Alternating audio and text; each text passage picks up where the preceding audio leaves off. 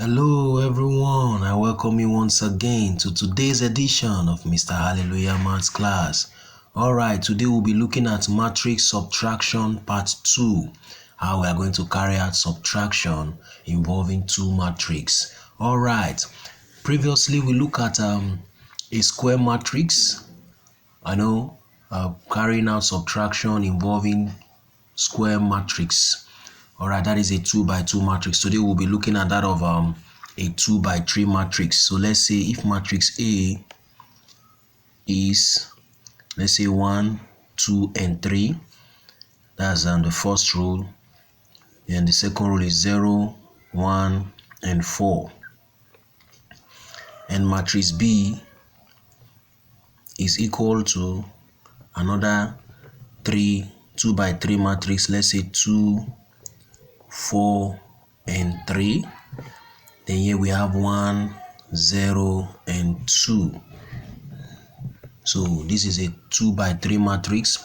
So if we are to subtract matrix B from matrix A, it simply means that we are going to subtract their corresponding elements. So it means that this one here will minus this 2, minus 2, 2 minus 4, 2 minus 4, 3 minus 3, so 3 minus 3, 0 minus 1, 1 minus 0, 4 minus 2. So this is what we are going to have. So the next thing to do now is to write the final result.